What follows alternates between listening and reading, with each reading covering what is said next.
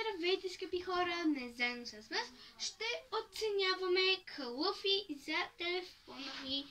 Ще казвам оценка от 1 до 10 и вие я казвайте с мен да видим кой ще се окаже най-хубав.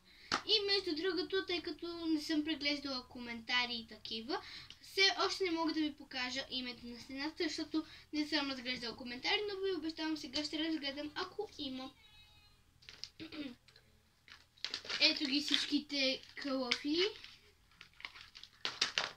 И ето го телефона ми.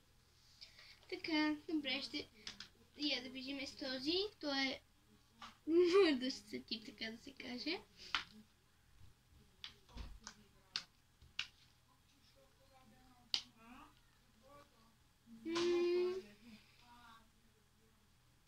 Не знам, 6 от 10 може би.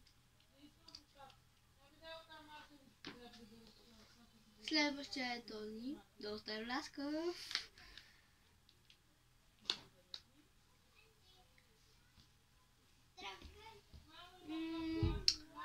Хубаво е, но не е прекалено хубаво. 6 от 10 пак. Следващия е този, който между другото се слага и маха доста трудно, така че да го слушате да го махна, може да ми отнеме малко време.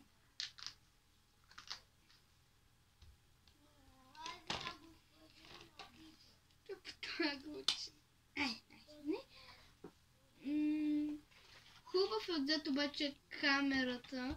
Малко странно изглежда камерата. 9 от 10.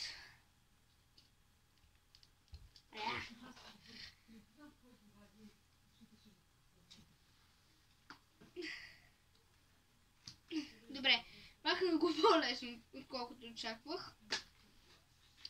Следващия е ето този.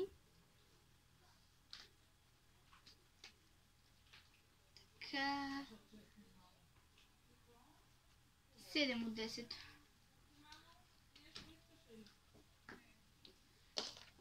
И последният е ето този.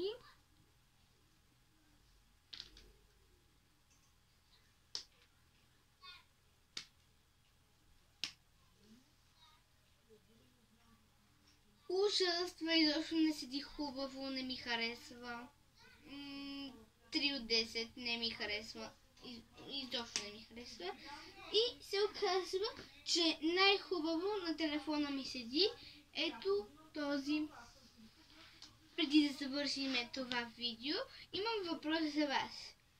Вие харесвате ли аниме? Ако да, тогава останете да гледате. Ако не, тогава си тръгвайте, защото ще ви покажа моята пет, а тези, които не харесват аниме, няма да го харесат. Можете ли да познаете кои герои от тук са ми любимите? От точно този тапет имам 2 любими герои. 2 любими. Който познае кои двама са ми любими, неговото име също отива на стената. Така, сега слагаме калъфа победител.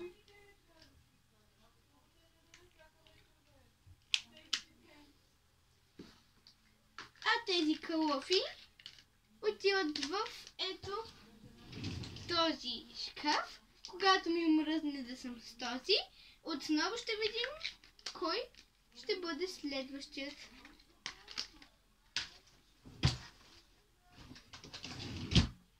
Мисля, че тук що си смачках нещо важно, но